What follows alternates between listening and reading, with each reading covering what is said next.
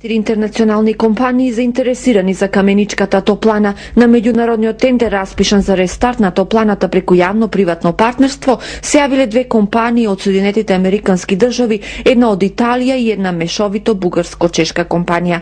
Топланата е собственост на јавното предпријатие Доминкот Каменица, затворена пред 10 години поради нерентабилност. Ова е каменичката топлана, повеќе од 10 години надвор од функција и инспиративна мета за крадците. Општината верува дека рестартот на овој објект овој пат ќе биде рентабилен.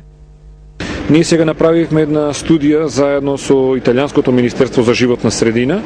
Таа студија беше за искористување и за функционирање на биомаса, но ние пуштивме отворен повик за јавно-приватно партнерство во кој што има можност и функционирање на биомаса, но и функционирање на јаглен. Сега цел ни е да покрај топлинска енергија произведеме и електрична енергија. Каменица беше втора општина во државава по Скопје која имаше централно парно грење, меѓутоа затворањето на рудникот во 99-та, неплаќањето на сметките и селувањето ја заедоа како данок. Граѓаните задоволни што радиаторите повторно ќе ги греат. Благодет за Каменица, ние беме втори у Македонија, ама шефовите не плаштаат 350.000 марки останаат дужни, а сите по тие прикуци и замрени парното. Мора плаќаме, порно парно него дрва да береш.